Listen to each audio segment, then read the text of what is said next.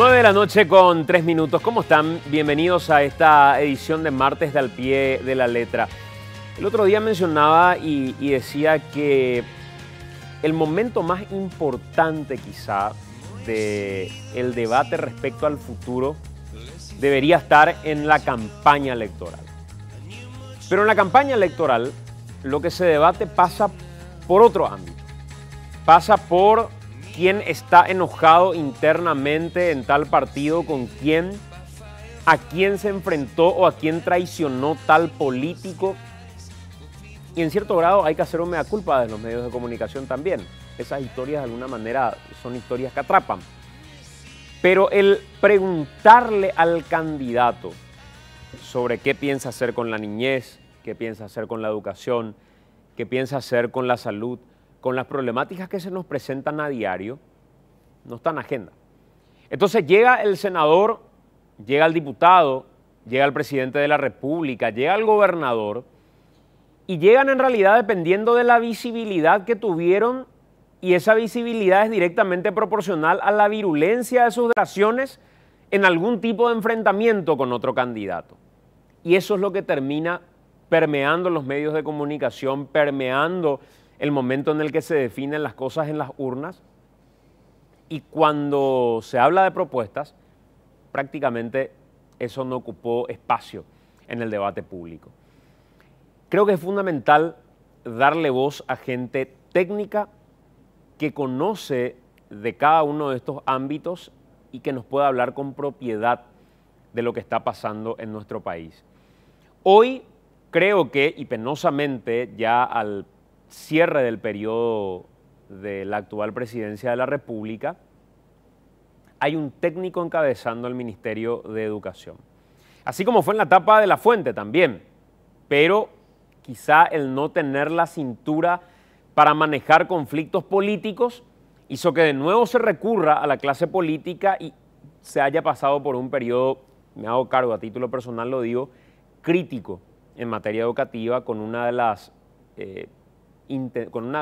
los ministerios que fue más golpeado por la práctica político-partidaria, donde uno otra vez empezaba a ver dentro de los grados de decisión del ministerio a gente que en realidad había que pagar el favor de haber estado en alguna lista, haber financiado alguna campaña política o haber sido operador de algún lugar en particular.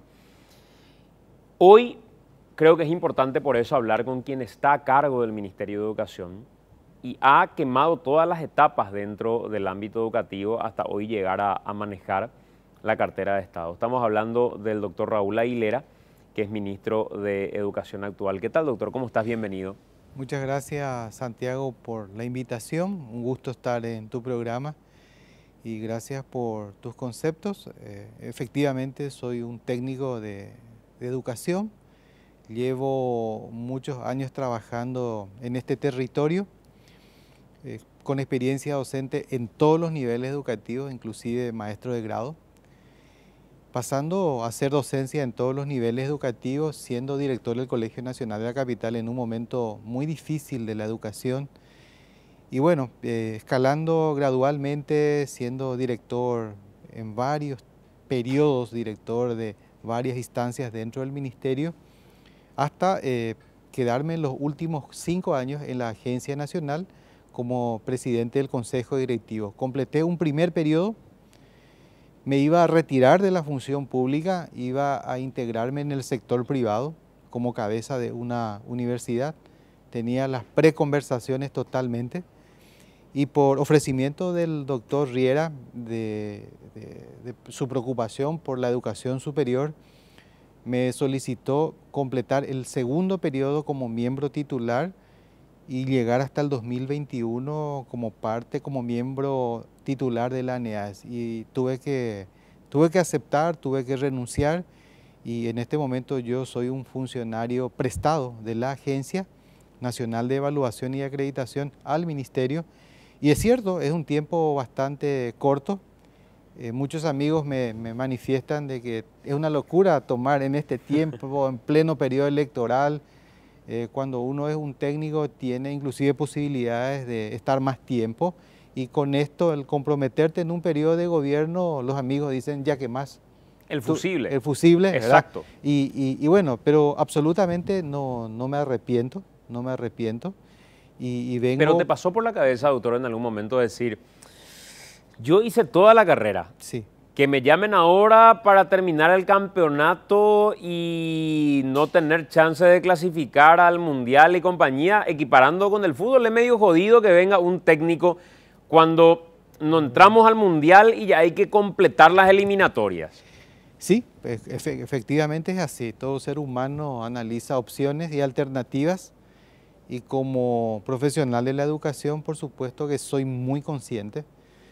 Pero también soy consciente de que conociendo a la gente, conociendo la realidad del Magisterio Nacional, conociendo sus problemas, si bien mi aporte va a ser por muy poco tiempo mi trabajo en la cartera educativa, venía a posicionar uno de los temas que ya lo he escrito como prólogo en mis 3 libros que he editado, que es la evaluación de la reforma.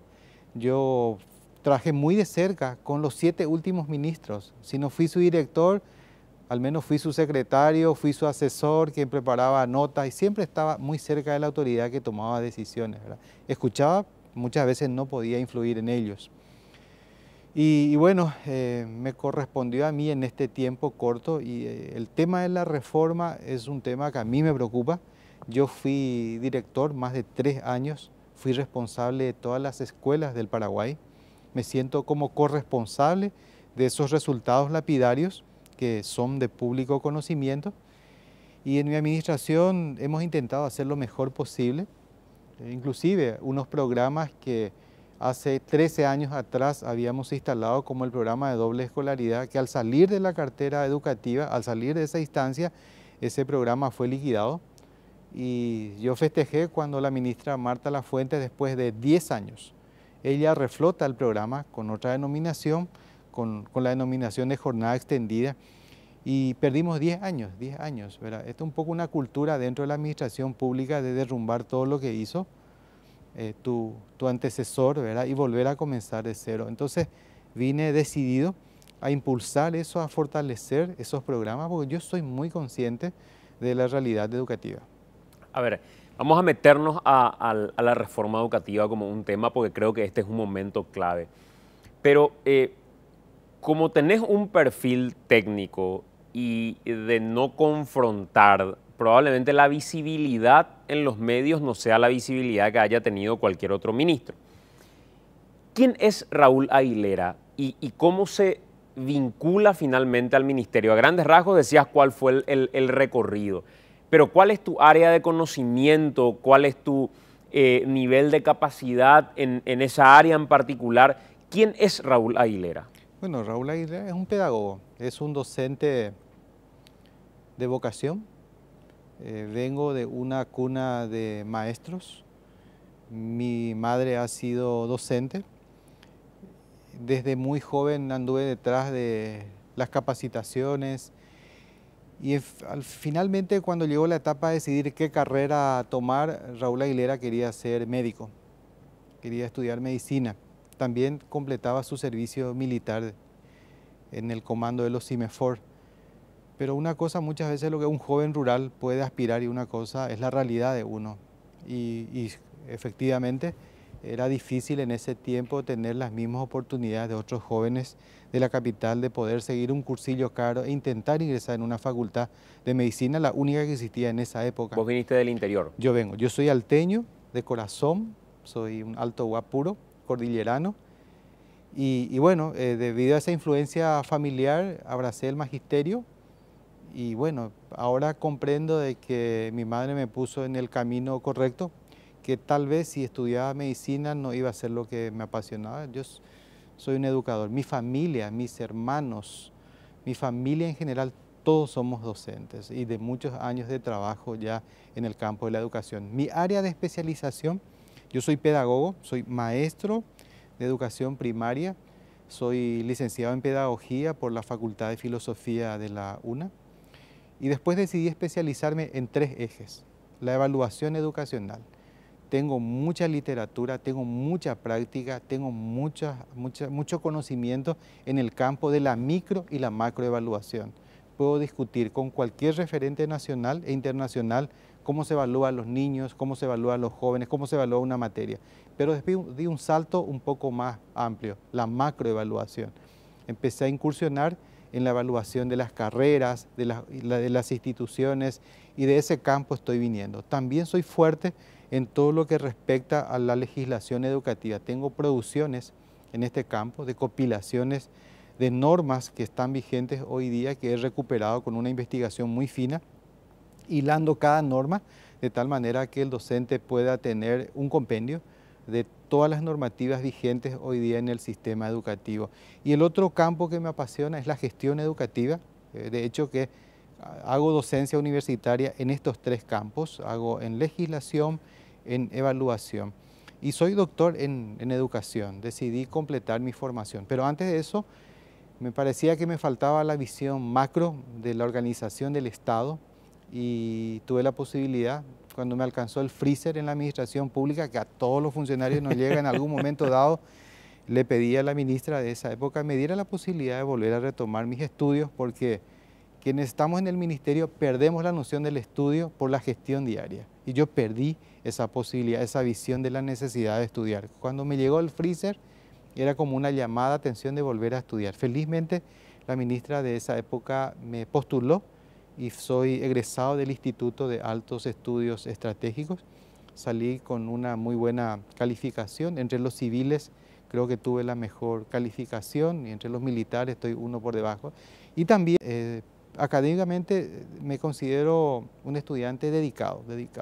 Asimismo pasé por la Universidad Americana haciendo un doctorado y creo que salí muy bien también. Soy el mejor egresado de mi promoción. O sea, tengo experiencia y tengo teoría mucha teoría. Puedo discutir contigo, con quien sea, el tema educativo, con cualquier pedagogo de la región, y de hecho que estos conocimientos de la ANEAD, el manejo de la ANEAD nos llevó a ganar la presidencia de la Red Iberoamericana. Por primera vez en toda la historia de la educación superior paraguaya, Paraguay fue elegido por unanimidad como presidencia de la Red Iberoamericana. Es una distinción muy grande para el país. Pero que yo no hago publicidad de estas cosas, ¿verdad? Sí. Porque no tengo otra aspiración que hacer mi trabajo en forma. Ministro, ¿por qué estamos hoy en general como estamos en materia educativa? Estamos con una malla curricular que no es la que deberíamos tener. El alumno del interior se lo debería formar de una manera para que aproveche geográficamente la región en la que se encuentra. La educación tiene que ser diferenciada.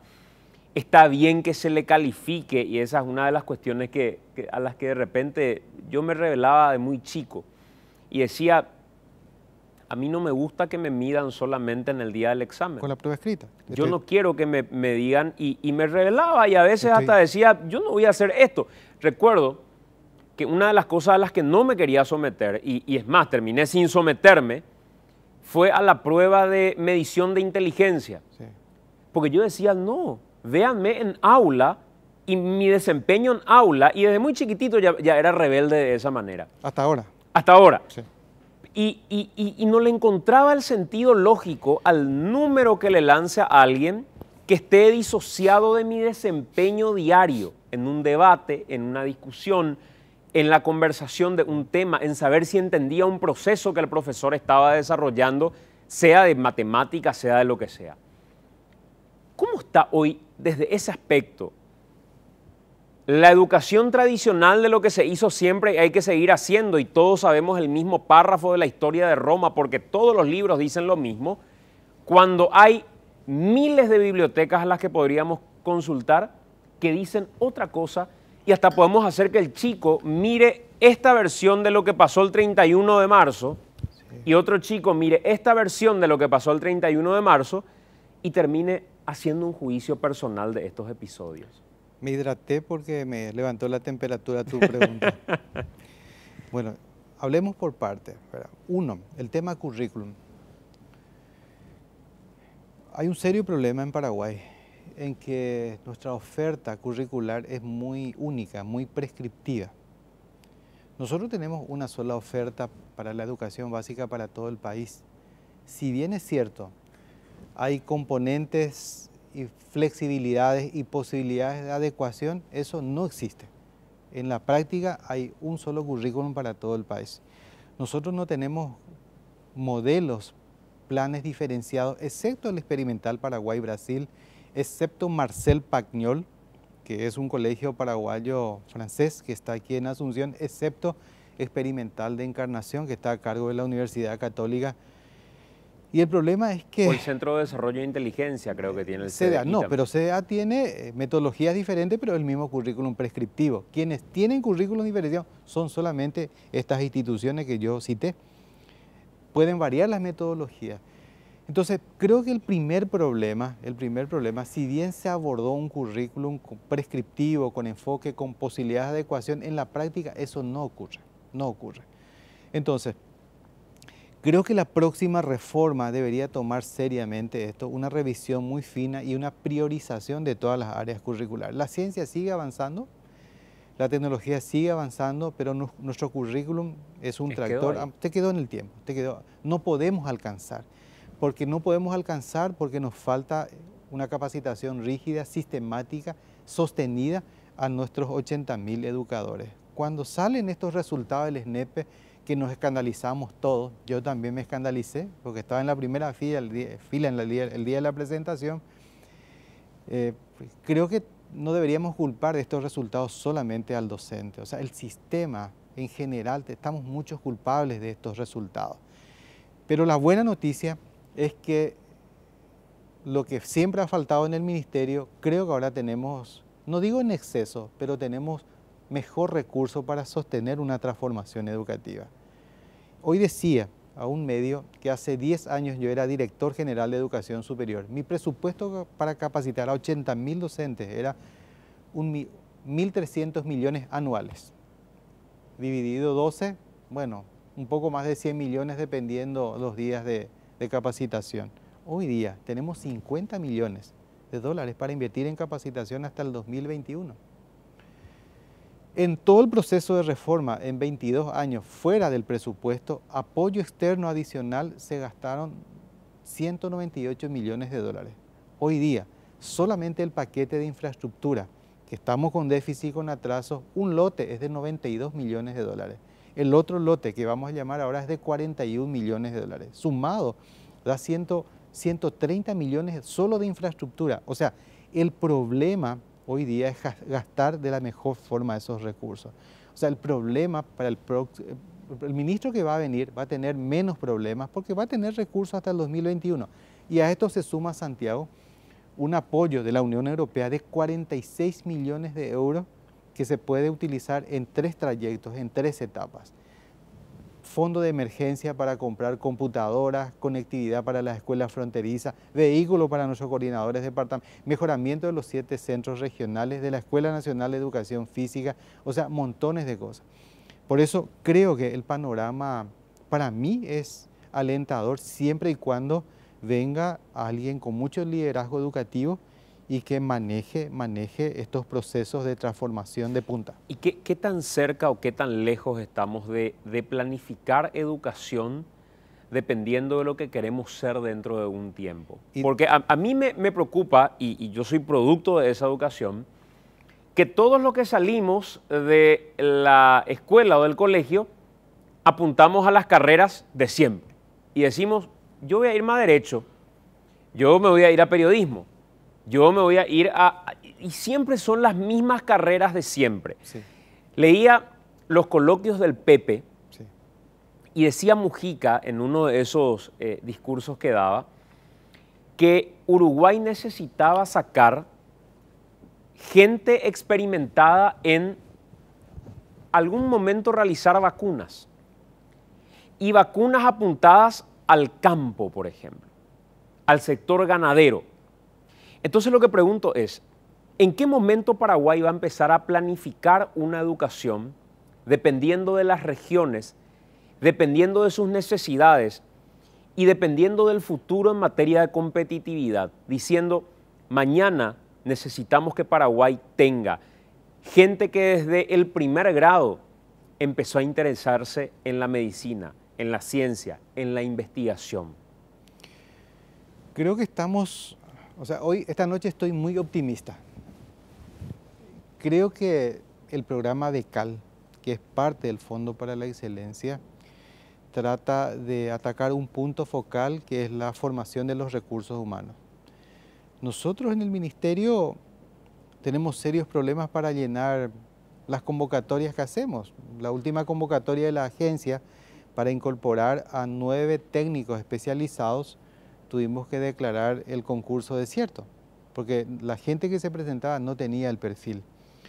Pero si apostamos a este DECAL, la segunda etapa, que supere 2023, que se convierta esto en política de Estado, creo que vamos a tener la cantidad de gente. Cuando hablas de currículum contextualizado, el otro problema es quién te realiza la adecuación en cada departamento.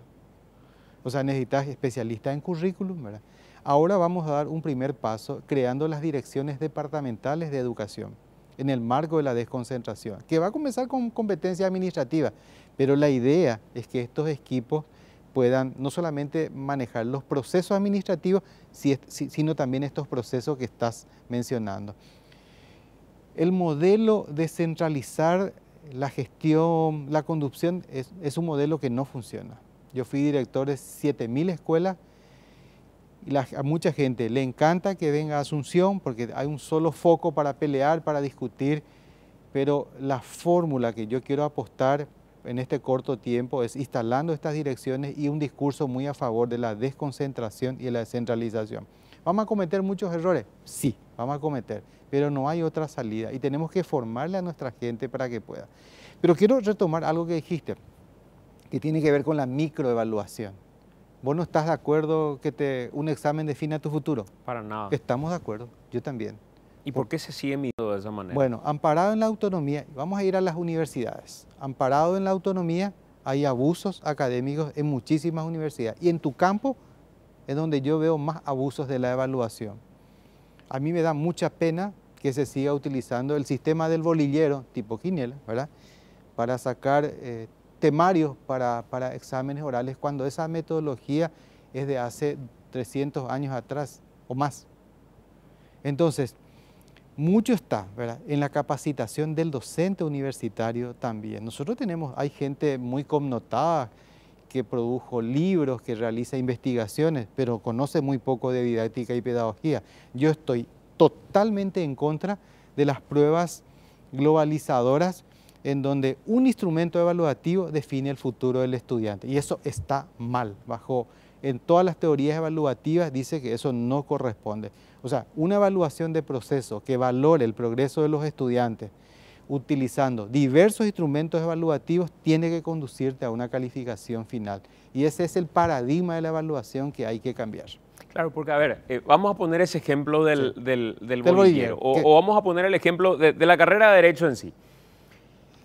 ¿Por qué hoy se le exige al alumno que recuerde del Código Procesal Penal paraguayo o Código Procesal Civil qué dice el artículo 235 puntualmente? ¿O cuáles son los plazos procesales en la práctica? Son cosas que el alumno va a saber a la larga. El artículo constitucional de reelección o de orden de prelación de las leyes o de lo que fuera, lo va a tener como fuente de consulta permanente. En el celular lo va a tener. No hace falta que se memorice, son otros tiempos. Estoy de acuerdo. Lo que el alumno debería saber, y no sabe porque perdemos tiempo en que recuerde el número del artículo y que de memoria pueda decir sin tener que recurrir al libro y qué sé yo, es el derecho de fondo. ¿Y la interpretación? ¿Por qué cuando el constituyente del 92 decidió que la reelección tenía que realizarse por esta o por esta vía, por qué lo había hecho? Pero eso no se discute. El libro de acta de la sesión de aquella constituyente, puedo firmar, no forma parte de la carrera de Derecho de ningún estudiante de este país. Bueno, y esa es una pauta y un indicador de lo desfasados que estamos. Y vuelvo a insistir. Ya que tomamos el ejemplo de Derecho, nosotros tenemos una cantidad de carreras evaluadas a lo largo y a lo ancho del país que están en un proceso de transformación. Y felizmente que esas universidades entienden que no pueden seguir con el mismo modelo. Por eso algunas carreras históricas, algunas carreras las más antiguas del Paraguay, tuvieron una postergación de la acreditación de parte de la ANEAES. ¿Por qué razón? Por lo que estás mencionando. Necesitamos capacitar al docente universitario, necesitamos en la universidad no solamente preocuparnos por darle lo mejor y lo último de la ciencia, entre comillas, sino también tenemos que preocuparnos de la formación integral de los estudiantes. O sea, hoy día, nosotros que trabajamos con diversos grupos humanos, no es suficiente que conozca su ciencia, sino también tiene que saber trabajar en equipo, tiene que tener capacidad para aprender aprendizajes más complejos, tiene que tener la capacidad de trabajar en equipo, tiene que tener la capacidad de interactuar con otros sectores, de conseguir interdisciplinaridad. O sea, hay muchos desafíos hoy día en educación. ¿Y por qué tenemos estos resultados en las evaluaciones que hace justamente la agencia de donde vengo? Justamente porque la agencia ha detectado estos grandes errores. Las universidades tienen que entrar en un proceso de transformación. De hecho, que hay esfuerzos importantes en algunas públicas, en algunas privadas.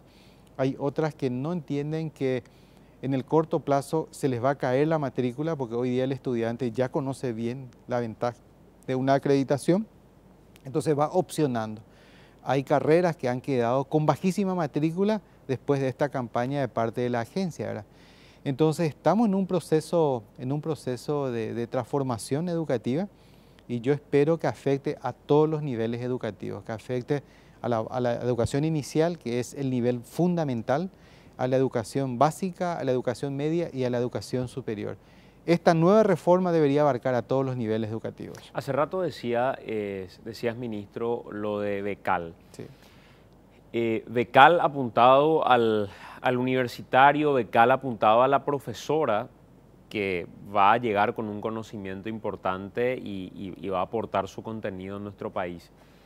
Pero en contrapartida, yo creo que el joven universitario no va a llegar a apreciar la carrera de ciencias si desde el primer grado no se enamoró de la ciencia.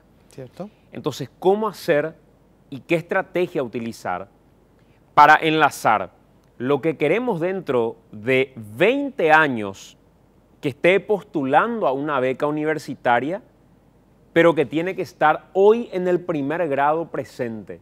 ¿Cómo hacemos para despertar ese interés de los chicos por otras áreas en las aulas hoy? Comenzar desde la educación inicial, en un nivel básico de experimentación, de trabajos compartidos con los estudiantes, de combinar en los grados subsiguientes teoría con práctica.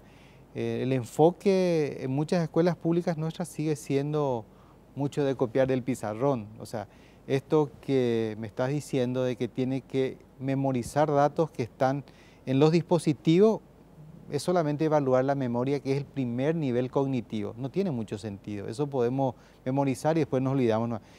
Tal vez deba apuntalar el proceso de razonamiento crítico, analítico, que es mucho más importante. En la escuela básica sucede algo parecido a esto.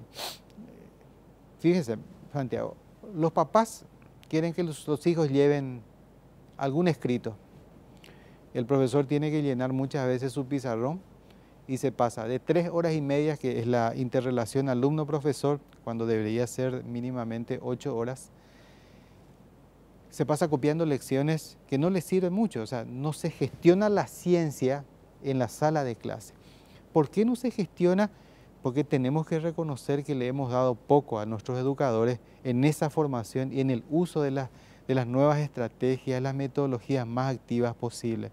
Por eso, uno de los ejes troncales es la formación docente. Por eso, 50 millones de dólares se va a invertir hasta el 2021 en procesos de capacitación docente. Y ahora se complementa con el Fondo de la Unión Europea, porque además de Becal, también nosotros queremos otorgar becas para posgrado, pero aquí en el Paraguay con universidades que están siendo se han sometido al proceso de evaluación y acreditación.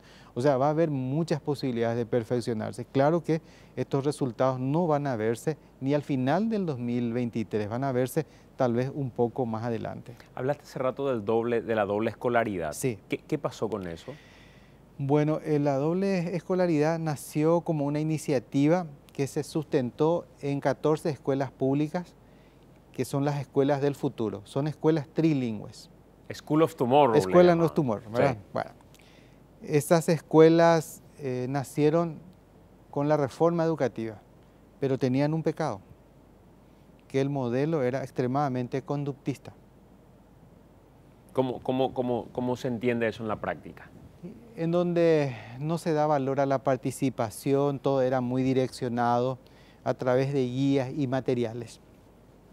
En el proceso socioconstructivismo el alumno analiza, construye, nos basamos en sus experiencias previas, apuntamos a los aprendizajes significativos y eso no se dio. Pero lo que nunca se comentó, que en una evaluación de impacto estas escuelas tenían mejores resultados que otras escuelas nuestras. Amparado en esa experiencia, pero ¿cómo decir públicamente que estas escuelas tienen mejores resultados que las escuelas de la Reforma? Y ese dato nunca se pudo socializar, esas escuelas fueron apagándose. Claro que después le dimos un toque más constructivista, tuvimos que hasta disponer la organización diferente en la sala de clase porque tienen escritorios en donde el alumno debe privilegiar el trabajo individual que el compartir con la gente. Están hasta aislados. Están hasta aislados, concentrados. Entonces, tenía de parte del ministerio muchísima objeción y con razón porque no era la teoría que sustentaba el currículum. Pero muchos, los que estábamos en el ministerio, enviábamos a nuestros hijos ahí. Mis 3 hijos son egresados de la Escuela del Futuro. Y yo no estoy tan disconforme, estoy a gusto con esos resultados. La exdirectora de currículum del ministerio, la finada Ana Selva Rolón Melina, envió a su hija a estudiar en la misma escuela. Terminó siendo mi compañera después su hija. Sí, efectivamente. Entonces, era brillante y venía y claro, uno sorprendía y decía, pero ella está mucho más avanzada que nosotros, ¿qué pasa acá? Tal vez sea el fanatismo por ciertas teorías y no la posibilidad de implementar distintos modelos. Por eso te hablaba de que estamos muy acotados a un solo modelo en Paraguay, cuando deberíamos tener distintos modelos educativos. Nosotros vamos a potenciar los 7 centros regionales. No sé después de cuántos años vamos a tomarle en serio a estas instituciones, que son mega instituciones de 3.000 alumnos. Nuestra meta es que en cada centro regional se tenga un modelo experimental. Por ejemplo, unas formas diferentes de la escolar básica, que no sea el currículum oficial del ministerio. No sé, programa Singapur, programa japonés, programa coreano, bueno, lo que sea. Pero un programa totalmente diferente que no sea, y evaluemos esa alternativa, cómo funciona en ese contexto. Ahora, no hay muchas opciones, las recetas nuestras fórmulas son únicas, ¿verdad? Y por ahí va en que no tenemos grupo de control, y ahí es donde tenemos que animarnos. Pero ¿qué pasó con la doble escolaridad? La doble escolaridad cuando... resultaba, caminaba. Funcionaba. El primer año habilitamos 14, nos olvidamos la escuela del futuro, nos fuimos a las escuelas convencionales, habilitamos 56 escuelas. Hicimos una evaluación de impacto, funcionó porque le dábamos nosotros complementos especiales y capacitación al profesor. Donde teníamos problemas era con el sistema de almuerzo escolar, que era débil hace 10 años atrás. Hoy día ya no es un problema. Después pasamos a 152 escuelas. Pero después, cuando uno sale de un cargo, ¿qué te sucede? Reevalúa y prioriza. Tal vez nos faltó a nosotros documentar mejor esa experiencia, nos faltaba marco normativo. Y en esa época, por ejemplo, se discutía mucho la expansión. ¿Por qué razón?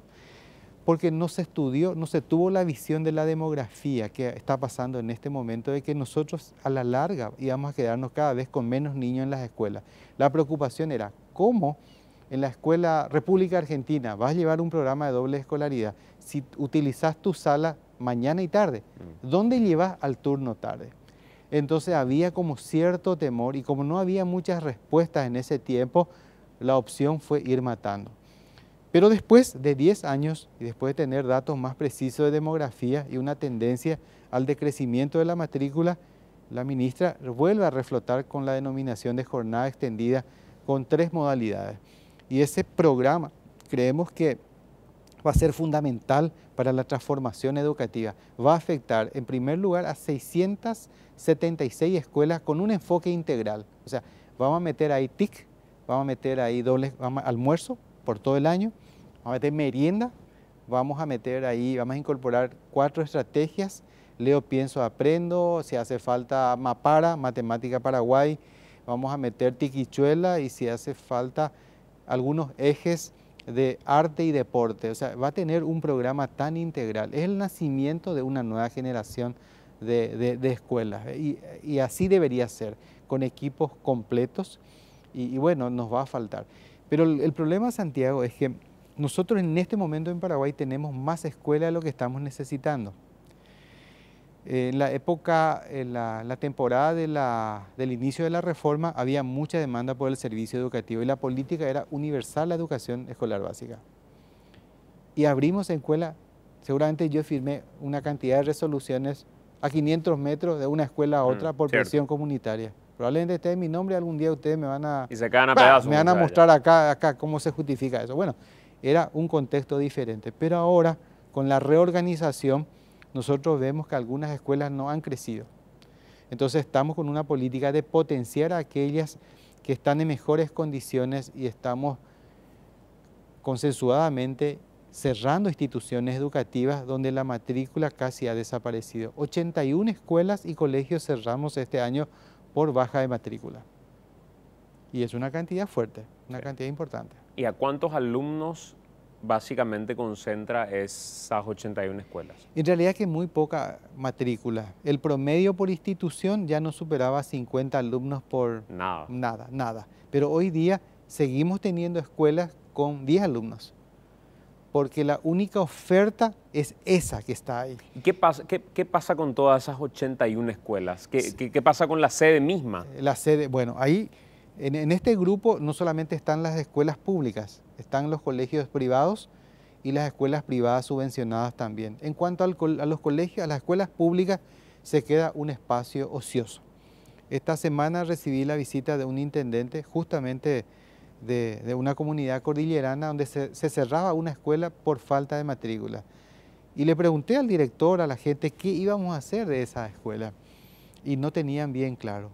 Y yo le dije, tenemos que abrir un centro cultural, darle vida, porque si no utilizamos vamos a empezar a perder, se va a empezar a robar, se van a destechar inclusive como ha ocurrido en otros lugares. Tenemos que darle vida y darle otro sentido, tal vez un complemento al currículum o utilizar los fines de semana, porque también eso es posible hacerlo con formación profesional, con idiomas, darle un complemento, otro condimento a la comunidad. Ministro, en el debate de la doble escolaridad me parecía interesante poder meternos, porque hay otras corrientes y otras escuelas que consideran que no es directamente proporcional al tiempo que estén en aula el desarrollo de los chicos. Y antes de entrar a esa en particular, a esa línea de debate, lo que quiero preguntarte es, sean 3 horas o sean 8 horas las que el chico esté en la escuela, ¿cuántas horas representan lo académico y cuántas horas representan el desarrollo personal, el conocerse, el saber quién es, el de alguna manera personalmente poder desarrollarse incluso en valores, más allá de lo académico, que a veces hasta no solamente tiene lo esencial, sino que tiene complementos que hacen abultar de alguna manera el programa educativo? Bueno, la variable permanencia no es determinante, porque estamos viendo hasta en la región que hay escuelas que tienen menos tiempo pero que tienen mejores resultados. Eso es cierto, ¿verdad? El componente escolaridad es un factor de otros tantos que tenemos que mirar. Pero la UNESCO nos recomienda a nosotros mínimamente para poder desarrollar competencias de ciudadanía, competencias básicas, al menos hay que estar 800 horas anuales. Nosotros en este momento, hasta la República del Paraguay, su primer y segundo ciclo no supera las 600 horas. Y 600 horas abultadas. ¿Por qué?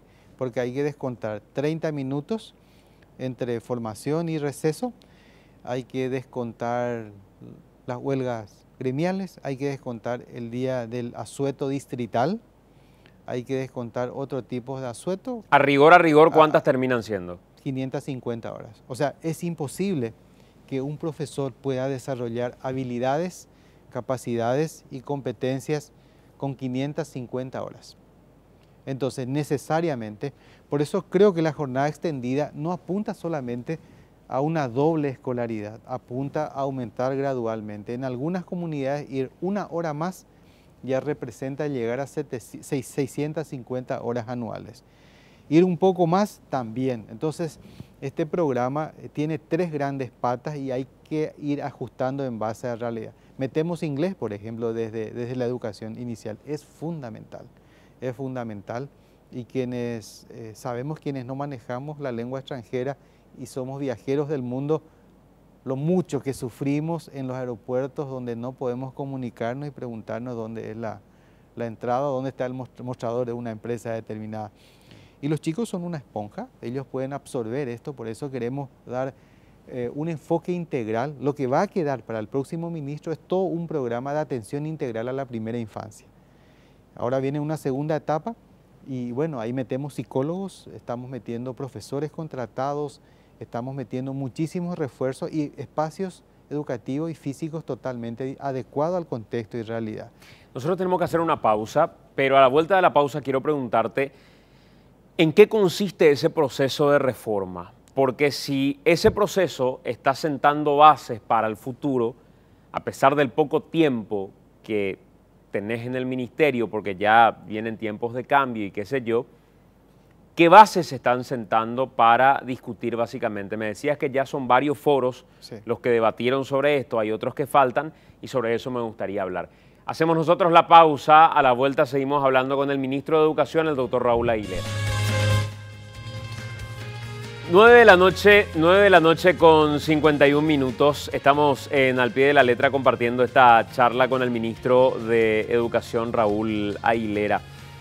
La reforma educativa. ¿Qué es lo que se va a reformar? ¿Qué es lo que va a morir de la educación actual que, convengamos, ministro, en su momento fue la reforma educativa? Hoy, en tiempos de evaluación, uno tiene que decir qué nos dejó esa reforma primero. ¿Qué rescatamos de esa reforma? ¿Qué dejamos morir? Porque es el proceso natural de cualquier evolución. Algo tiene que morir para que otra cosa nueva nazca. ¿En qué va a revolucionar esa reforma educativa que está sentando bases en este momento? Bueno, la reforma en estos 24 años que lleva de vida en aula, porque la reforma en realidad que nació al día siguiente de la caída de Alfredo Stroessner.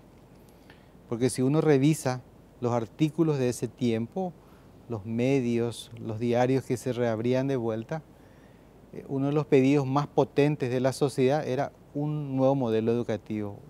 Entonces ahí nace política y filosóficamente la reforma. Llevó todo un tiempo, se convocó a los referentes intelectuales más importantes del Paraguay para construir las bases de esa reforma, que se basó en foros regionales departamentales que finalmente condujo a la elaboración de los fines de la educación y los objetivos de la educación paraguaya. Y a partir de ahí pasamos al currículum. Esta reforma avanzó en 4 grandes patas. Una reforma académica, que fue la renovación curricular de todos los niveles educativos, desde la inicial, básica, media, hasta formación docente, inclusive algunas universidades. La otra pata tiene que ver con la reforma organizacional del ministerio. Se reorganizó, desaparecieron aquellos departamentos de educación primaria, se reconvirtieron a Dirección General de Educación Básica, se fue ordenando el ministerio. Por primera vez también se instalaron las supervisiones y las coordinaciones en los departamentos que después de 17 años de su implementación van a reconvertirse en direcciones departamentales de educación. 17 años va a llevar. La otra pata es todo lo que respecta a la parte administrativa. que ha habido cambios importantes, estructura, carrera del docente, y la otra pata es la reforma legal. O sea, en el 92 tenemos una nueva constitución que define unos marcos generales. En el 2001 se promulga la Ley General de Educación, que dicho sea de paso, tiene una derogación de 19 artículos por la Carta Orgánica. Y esa reforma, bueno, hay que hacer un corte y empezar a evaluar qué queda y qué no queda. Bueno, justamente para eso hay que pasar a la segunda etapa de este proceso, que es la consulta, o la tercera etapa. Desde mi modo de ver, esta reforma, este proyecto tiene 4 grandes etapas. Una primera etapa que es la del consenso político que te mencioné. Solamente consultarle a los estamentos si están de acuerdo con la revisión de la reforma. Todos los estamentos, todos absolutamente están de acuerdo, inclusive los exministros de Educación que tuvieron responsabilidades puntuales en la conducción de políticas públicas. La segunda etapa... Que todavía no debate contenido. No debatimos. Solo reformamos, no reformamos. Sí, solamente eso. La segunda etapa es la planificación de la consulta. ¿Qué quiere decir eso? Queremos hacer al menos 2 grandes congresos, de tal manera dejar al próximo gobierno una metodología de consulta incuestionable, metodológicamente hablando. Que podamos tener foros departamentales, consultas virtuales, sistematizadores profesionales, que terminen un gran congreso nacional. Bueno, terminada esta etapa, pasamos a la consulta propiamente. Eso ya supera a este gobierno. Desde agosto para adelante debería hacerse las consultas correspondientes, que va hasta diciembre del 2018. Ahí vamos a tener una fotografía más clara, porque lo que sabemos hasta ahora, esto es empírico. Empírico, ¿no funcionó el bilingüismo? Bueno, necesitamos una evaluación científica. Lo que sí sabemos científicamente es que los aprendizajes se han estancado, la calidad de los aprendizajes, porque el propio ministerio y las entidades que evalúan al ministerio determinan y certifican estos resultados. A partir del 2019 es construir el nuevo proyecto educativo. Ese proyecto educativo debe tomar todos los elementos del diagnóstico, qué hicimos bien, qué hicimos mal, y ahí entramos a definir el contenido de la reforma. Y ese contenido de la reforma debe ir con 2 elementos, sí o sí. Uno, una nueva Ley General de Educación. Porque la ley que tenemos hoy día, que ya tiene sus años de vida, tiene derogaciones directas por parte de la Carta Orgánica, 19 artículos de más de 150. Hay 33 artículos inaplicables hoy día. Y tenemos ampliaciones y derogaciones que hoy día habría que revisar de vuelta. Entonces, el marco normativo principal, incluyendo el Estatuto del Educador, hay que revisar y debe ser parte del componente legal. Y el otro elemento es una ley de financiamiento de la educación. Comenzábamos esta charla hablando de que el escenario es bastante favorable para la educación, en el sentido de que tienen más recursos para infraestructura, capacitación. Ese panorama también es bastante alentador para los próximos periodos, porque se tiene recursos hasta el 2023. Cuando el nuevo ministro asuma esta responsabilidad, va a tener 176 millones de dólares todavía de una cartera de 400 millones de dólares para seguir invirtiendo en educación, más 46 millones de dólares. O sea, plata, recursos financieros no va a faltar. Y hablábamos nosotros, un proyecto de transformación que debe cerrarse con un gran Congreso Nacional para legitimar y validar, una nueva ley de educación, general de educación, y una ley de financiamiento. ¿Por qué razón? Si nuestro horizonte termina en el año 2023, no va a ser suficiente para apuntalar la reforma. Entonces, FONACYDE termina en el 2023, claro. Pero viene la renegociación del Tratado de Itaipú, que estimamos nosotros van a estar las personas más competentes y que van a generar recursos triples o más inclusive, y que pueda permitir. Lo que nosotros tenemos que conseguir, que futuro presidente y el sector político pueda asegurar la continuidad del Fondo para la Excelencia, porque ese es un mecanismo público-privado bastante interesante. Que el otro día mencionaba en un encuentro que tenía, que la crítica no debería ser al FONACYDE, habría que replicar modelos similares al FONACIDE que tienen que ver con blindar recursos para que se puedan utilizar única, sola y exclusivamente en algo. Sí. El problema de la ley de FONACIDE es que el Ministerio Público o la justicia no terminan metiendo a la cárcel al intendente que utiliza 0,2% de la plata que no tenía que utilizar en algo que estaba destinado puntualmente. Entonces, ese me parece que es el problema de FONACIDE, no el blindar el recurso. Sí, y lo de candadear los recursos es sumamente interesante porque eso va a permitir el éxito de esta nueva reforma. Creo que a esta altura ya es irreversible el proceso de revisión para el Paraguay. O sea, sería un gran error político no hacer esta revisión y no. Más todavía que mi antecesor, el doctor Enrique Herrera, aseguró unos recursos de $2 millones para todo este proceso hasta llegar a la construcción. Esos procesos están dentro del Ministerio de Hacienda, se va a administrar desde esta cartera educativa y eso, digamos, da un reaseguro importante de que este proceso no va a parar por falta de recursos.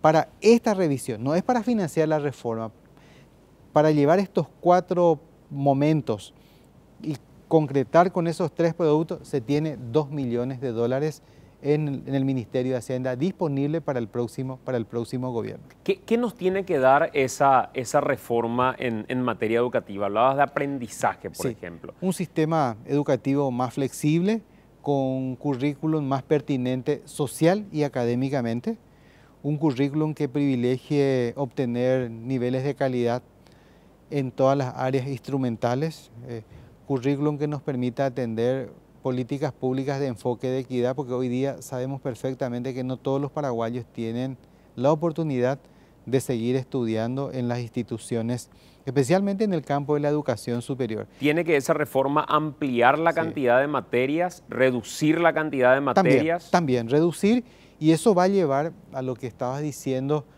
un fuerte debate, porque está por un lado el derecho de los docentes, que hay que ver cómo se compagina todo este tema de los derechos adquiridos, ¿verdad? Ejemplo, yo era profesor de vida social y trabajo. Claro, va a desaparecer. Desaparece. Y va a venir ahora antropología. Bueno, entonces tiene que capacitarse para antropología y probablemente lo que no podemos es recortar sus salarios. Ahora a lo mejor sí podemos pagarles más dentro del plano del proceso. Entonces, creemos que estos 4 momentos son, cualquier metodólogo, cualquier planificador va a coincidir que estos son los momentos obligatorios.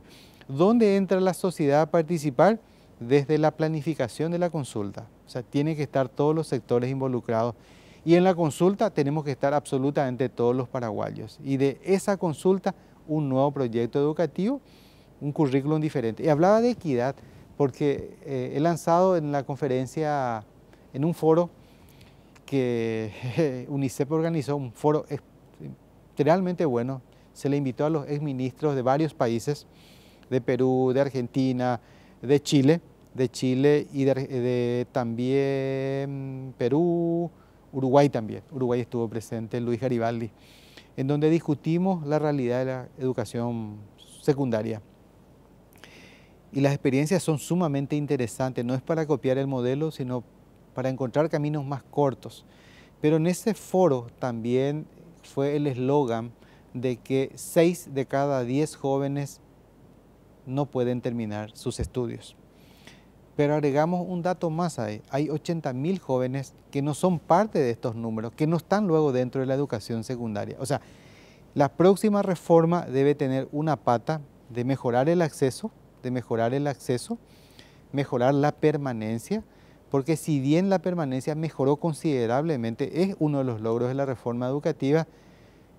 Sí, pero sigue siendo un dato fuerte que es de cada 10, 6 queden afuera. Claro. Tenemos que tener la capacidad para retenerlos a ellos más tiempo. Y ahí va la otra propuesta, currículum alternativos, ¿verdad? Nosotros tenemos en la media solamente tres opciones. Uno de tipo bachillerato que tiene 2 patas, ¿verdad? El científico y los bachilleratos técnicos. Después tenemos la media abierta, que es un sistema para alumnos de extra edad, con un currículum más comprimido, y después tenemos la formación profesional media, solamente eso. Tal vez deberíamos tener más ofertas para que estos se adecuen al contexto y realidad y que podamos seducir a los 80.000 que están fuera, que seguramente están en el campo laboral o están en algún lugar para volver a estudiar. Inclusive aquellos que están en la cárcel, tenemos ofertas para ellos. ¿Tenés alguna afiliación política? Sí, soy afiliado hace bastante tiempo al Partido Colorado. No tengo experiencia de militar, de los políticos tradicionales, ¿verdad? Pero trato de honrar a mi partido con una gestión diferente, con un trabajo técnico honrado. Y cuando saben que sos un ministro colorado dentro de un gobierno colorado, aparecen las carpetas en el ministerio y las presiones por nombrar, por poner, por tener cupos. ¿Cómo se administra eso? Bueno, esa es una costumbre de larga data dentro del ministerio, pero no solamente los políticos de un sector vienen a traer sus carpetas, de todos los partidos políticos, acompañados de su diputado, su senador, o sea que esto no es solamente una práctica de gente de mi partido. También vienen los religiosos con sus carpetas, también vienen los líderes deportivos con sus carpetas y sus recomendados. Claro que evaluamos las carpetas y si está dentro del perfil deseado, por supuesto que tiene un curso por el camino correcto, por el camino que el propio ministerio estableció. Ahora estamos anulando una serie de nombramientos que fueron objeto de denuncias públicas de gente a quien no pudimos ubicar dentro de nuestro sistema. Y bueno, estamos dando unos primeros pasos hacia ese saneamiento. ¿Y es difícil para un técnico convivir en un ambiente político en un año electoral? Bueno, creo que tengo alguna capacidad desarrollada de combinar lo técnico, pero no como gestor político partidario. Como gestor político, pues soy un articulador de los ciudadanos, del sistema educativo. Mi sistema de trabajo siempre ha sido el sistema de puertas abiertas. Recibo absolutamente a todos y les oriento, y muchos comprenden perfectamente que a veces los pedidos no son posibles atender, ¿verdad? Porque no cumple con los requisitos y los reorientamos nuevamente.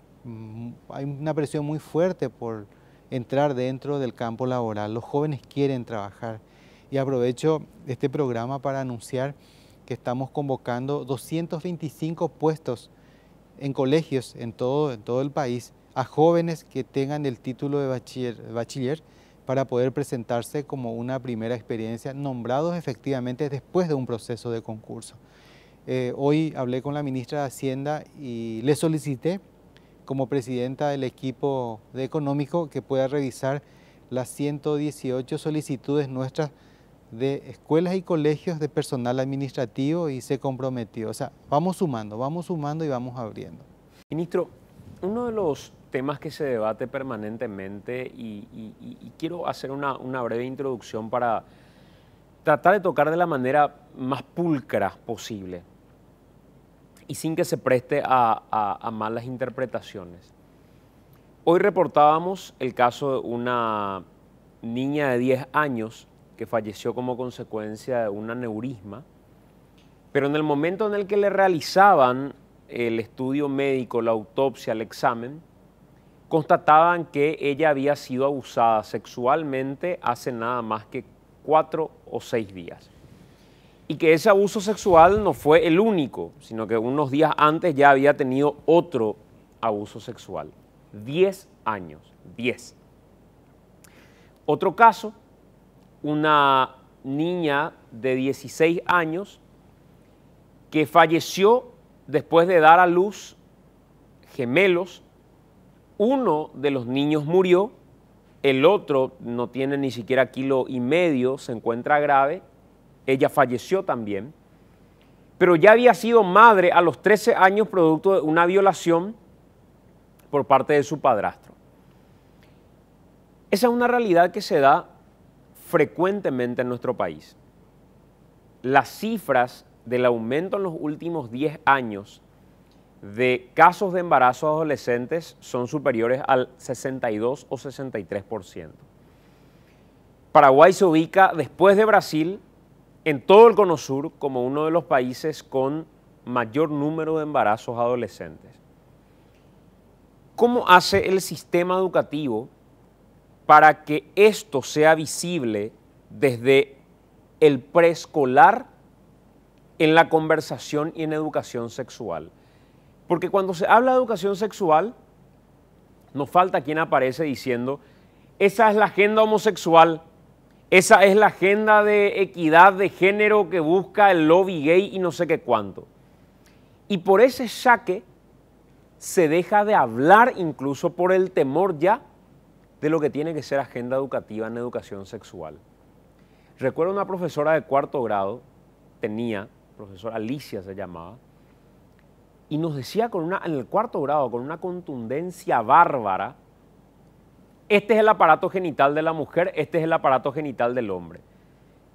No se te tiene que acercar nadie, y te hablaba, y te hablaba, y te hablaba, pero te hablaba con la crudeza que un chico de cuarto grado hasta se asustaba, porque no escuchaba eso habitualmente en la clase. Pero una crudeza que se taladra hasta el día de hoy en la cabeza de cualquiera de sus alumnos que haya pasado por esa clase. ¿Cómo se hace para hablar de esto sin que nadie se escandalice? Yo creo que pasa nuevamente por un proceso de capacitación a nuestros educadores. El tema de la educación sexual es un elemento presente en el currículum. Algunos docentes lo abordan magistralmente, dependiendo de la edad, y otros tienen cierto temor, dependiendo de qué comunidad, porque es un tema tabú, es un tema que no se quiere abordar por el reclamo de los propios padres en algunas comunidades educativas. Pero ahí es donde tenemos que entrar, no solamente trabajar con los niños. Creo que el gran desafío para la próxima reforma es tener escuela de padres o escuela para padres también, en forma simultánea con todas las modalidades. Este es un tema que nos golpea bastante a los ciudadanos ver estas experiencias. Pero no podemos dejar de debatir y discutir, y ese es un punto pendiente. Finalmente, cuando se habla de enfoque de género, se habla de estos temas, siempre están los grupos bastante radicales. Nosotros en este momento en el Ministerio, a partir de la última decisión adoptada de suspender el tratamiento del enfoque de género como elemento del currículum, se ha oficializado un equipo de trabajo que tiene un producto terminado hoy día. Tiene sus consideraciones respectivas, porque las objeciones sobre distintos puntos han sido sobre materiales de producción oficial. Y bueno, me pidieron prórroga para que a vuelta de Semana Santa se vuelva a instalar las mesas y se pueda dar un corte, un posicionamiento institucional ya sobre este tema. O sea, todos los especialistas en todo lo que sea enfoque de género, educación sexual, distintos especialistas desde la psicología, desde la biología, se sentaron y bueno, con los pedagogos, y hay un informe bastante interesante que queremos compartir. Y a partir de eso, a partir de ese momento, vamos a dar las nuevas directivas al respecto. O sea, el enfoque de género desde la perspectiva educativa tiene que estar presente en aula. Es que aunque nosotros prohibamos, ¿verdad?, o digamos que esto no se trate, en muchas comunidades por presión de los propios jóvenes se abordan en las aulas y en las instituciones educativas. Lo que sí vimos nosotros es que hay algunas imprecisiones conceptuales en los materiales oficiales que pueden prestarse a alguna confusión. ¿Cómo qué, por ejemplo? No recuerdo y no quiero adelantarme porque sería ya empezar a criticar y adelantarme al informe final, pero había algunas imprecisiones que me alertaron y bueno, dejé en silencio para que el equipo avance y quiero respetar ese trabajo interdisciplinario. Pero es un tema, como dije y te dije en alguna ocasión ya, que es un tema que se tiene que analizar y tomar una postura al respecto. Por un lado está la educación sexual, ¿verdad?, por el enfoque de género, y hay otros elementos nuevos. Este concepto ha venido evolucionando a lo largo de estos años, Y bueno, nosotros entendemos que esa evolución nos lleva a una actualización permanente de nuestros currículum. Hay posiciones muy encontradas de los sectores al respecto y queremos discutir y debatir con ellos y mostrarles nuestros hallazgos al respecto. Con respecto a qué hace el docente para detectar, bueno, ahí creo que tenemos que seguir formando a tener una visión muy fina de la conducta de nuestros niños, de nuestros jóvenes. Un cambio de actitud es porque algo está pasando. Hace unos años fui director del Colegio Nacional de la Capital y un día una profesora guía me reporta de que hace unos días la asistencia de una alumna era bastante irregular y los días que venía a la institución, ella estaba con llanto fácil y prácticamente arrinconada en un sector sin establecer contacto visual con sus compañeros y con sus profesores. Esa finura del trabajo del profesor guía permitió decir qué vamos a hacer. Encargarle al profesor de más confianza de ella a mirarle y observarle hasta buscar un contacto y tratar de indagar qué está pasando.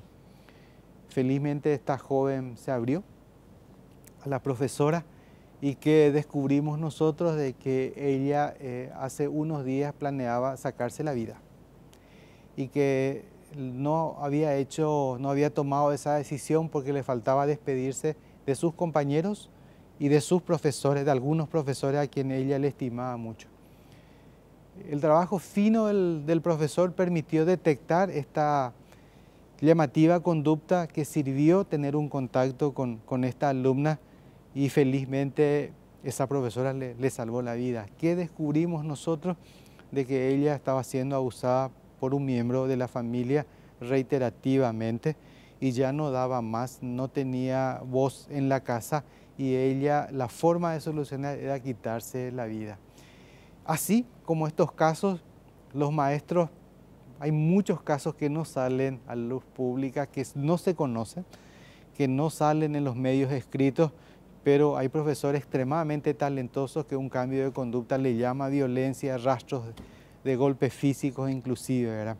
Entonces, yo les insto a los docentes a cada vez tener una mejor lupa y observar, porque no solamente hay rastros de violencia, hay consumo de estupefacientes y drogas con un porcentaje muy elevado según los datos que nosotros manejamos en área metropolitana. Otra de las cosas que me preocupa y mucho es que consultando con gente del Ministerio de Salud y demás, me decían que en zonas de altísimo riesgo, donde los números son preocupantes verdaderamente respecto a estos casos de abuso, como Concepción o como San Pedro, departamentos con... Y Ñeembucú también. Y Ñeembucú también. Sí. No tenían psicólogos sí. para las escuelas. ¿Cierto? Y me ponía nomás a pensar que en todo el proceso educativo y yendo a la época en la que estaba en la escuela o en el colegio, lo que uno no generaba porque a veces o le tenía miedo al profesor o la autoridad del profesor era ejercida no desde la confianza, sino que del respeto medio mezclado con el miedo y el temor y esa distancia, se terminaba generando con el psicólogo o la psicóloga de la institución. Entonces uno sabía que iba a la psicóloga y la psicóloga en medio de la pintura y qué sé yo, iba a empezar a identificar ciertas cosas que le encendían alerta. Y decía, ¿cómo puede ser que en Paraguay existan universidades que van sacando al mercado a psicólogos que tienen pocas horas de contacto directamente con casos reales y en las escuelas no tengamos la presencia de estos psicólogos trabajando directamente en campo? ¿Cómo se puede hacer para articular algo que podría ayudar, ministro, a prevenir? Porque mucho se habla de cómo ya terminar asistiendo a las víctimas de... Pero ¿cómo evitar que esto suceda? ¿Cómo generar ese círculo de confianza para que se acerque Clarita y me cuente en confianza que el padrastro le está tocando la pierna como no tiene que tocarle o le está acariciando como no tiene que acariciarle? ¿Cómo se hace eso? Bueno, el concurso del psicólogo es clave en una institución educativa. Hay déficit de profesionales en este campo porque muy pocas universidades hoy día su fuerte va hacia la formación de la psicología, del trabajo social. Fuera de nuestras universidades públicas y de las 8 que tenemos de las universidades, probablemente sean 2 nada más que estén ofertando en este momento la carrera de psicología. O sea, nosotros tenemos déficit de profesionales en psicología en este momento. la expansión de educación inicial, que es la incorporación del psicólogo dentro del plantel técnico de la escuela, está pasando por un serio problema, ya que los psicólogos que están en este momento no abastecen nuestras convocatorias y los que ingresaron por algún sistema de concurso están dejando la carrera porque están teniendo otras ofertas. Cuando concebimos una institución ideal, no solamente debe estar el psicólogo, debe estar el trabajador social, debe estar el médico, debe estar el odontólogo, debe estar el trabajador social, El nutricionista. que el nutricionista hoy día es fundamental. Y estamos evaluando el tema de la Escuela San Francisco, que es nuestra escuela de referencia, y queremos inyectar ahí fuertemente todo un equipo humano, porque queremos que esa experiencia sea exitosa, porque es la primera vez en donde convergen varias políticas públicas, varios programas de distintos sectores. Y si esta escuela no tiene el concurso del psicólogo, de otros profesionales, va a convertirse en una más de las 6.000 que tenemos en este momento, y necesitamos también experimentar un equipo constante y permanente ahí que asista a las familias. Es fundamental. Yo fui muchos años evaluador del colegio USAT, fui casi 5 años evaluador en esa institución educativa donde teníamos un equipo muy completo y siempre ha sido relevante y un trabajo muy destacado el rol del psicólogo, porque es el que tiene la herramienta práctica y metodológica para interactuar, para conversar, de conocer la problemática y orientarle al joven en este minuto, ¿verdad? Entonces, yo coincido de que es un actor clave dentro del equipo institucional, que en este momento nosotros no estamos en condiciones de dotarle de un psicólogo a cada escuela que tenemos. Totalmente. Solamente, al menos en las escuelas áreas, las escuelas centro, las escuelas más potenciadas, pero ese es el desafío nuestro, seguir creciendo en recursos humanos. Vamos a hacer una pausa, son las 22:21. A la vuelta seguimos conversando en este último tramo ya con el ministro de Educación, Raúl Aguilera. Últimos minutos del programa, ya vamos cerrando esta conversación con el ministro Raúl Aguilera. Decías que sos una especie de jugador a préstamo Sí. en esta institución. ¿Vos pensás volver a NEAES? Sí, yo estoy nombrado como miembro titular hasta enero del 2021. Ahora tengo un permiso muy corto de mi consejo directivo. Soy el presidente del consejo con permiso. Tengo que volver. Si el 23 de abril el presidente decide poner a otro ministro, yo al día siguiente me sumo nuevamente al consejo directivo. Tengo un puesto inamovible en ese lugar, porque después de un conflicto que un consejero tuvo justamente con un ministro de Educación, se recurrió a la justicia y el legado más grande que se dejó para la NEAES es la inamovilidad de los miembros, justamente para garantizar la autonomía en sus decisiones y no ser influido por el poder político del momento. Yo tengo que volver a la entidad nuevamente. Y si el 15 de agosto, en lugar de decir vuelva a NEAES, dice el que llegue, sea Efraín o Mario Abdo, nos parece que está haciendo un excelente trabajo, nos gustaría que continúes, ¿qué pasa? Y yo tengo que someter eso a consideración del Consejo, que es la máxima autoridad de la entidad de donde yo provengo. Yo quiero ser leal y ser respetuoso. Ellos en principio me dieron un permiso solamente por 3 meses, porque mi conversación con el doctor Riera inicialmente fue por este corto tiempo para poder salvar las incompatibilidades jurídicas de su nominación como senador. Y bueno, estamos llegando a esa fecha queriendo honrar el trabajo dentro del ministerio con un trabajo de calidad, pero yo estoy comprometido con la entidad. Tenemos importantes desafíos, tenemos que crecer ahí en más criterios de calidad para las carreras de grado. Solamente tenemos 20 titulaciones, hay que llegar a 100% de las titulaciones del área de la salud. Psicología, fonoaudiología, instrumentación quirúrgica, todo eso tiene que entrar. Tenemos que evaluar integralmente a las universidades. Creo que estoy preparado para ese trabajo técnico. Estoy formado, he estudiado aquí en el Paraguay y fuera del país también, porque yo soy egresado de la Universidad Veracruzana de México en el campo de la evaluación. entonces puedo ayudar fuertemente. Lo más seguro es volver a la agencia y, bueno, ir evaluando momento por momento. ¿Cuántas universidades deberían cerrarse en Paraguay? Esa es una muy buena pregunta que vale otro trago, ¿verdad? Pero yo estimo que nosotros tenemos 54 universidades, 8 del sector público, 46 del sector privado. Los números son medio iguales en la región, pero para una población mucho mayor. Y habría que evaluar, porque en Paraguay existen tipologías de instituciones diferentes una de otra. Por ejemplo, UCSA.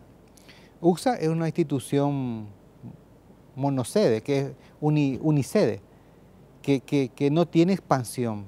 Solamente funciona en Asunción y solamente aquí. Lo mismo pasa con la UAA.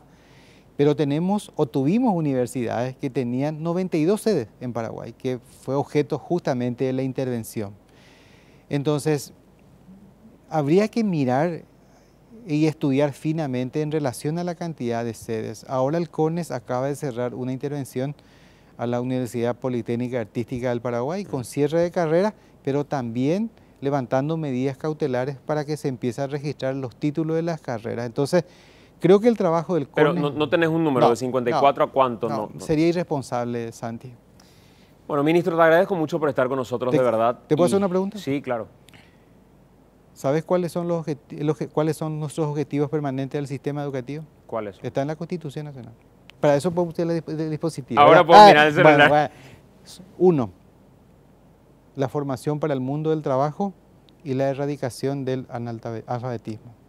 Son dos objetivos que ningún ministro puede dejar de hacer. O sea, pueden desaparecer otros objetivos, pero por Constitución Nacional tenemos dos objetivos: erradicación del analfabetismo y la capacitación para el mundo del trabajo. El que no lo hiciera está violando la Constitución. El que no lo hiciera. Gracias, ministro. Muy amable.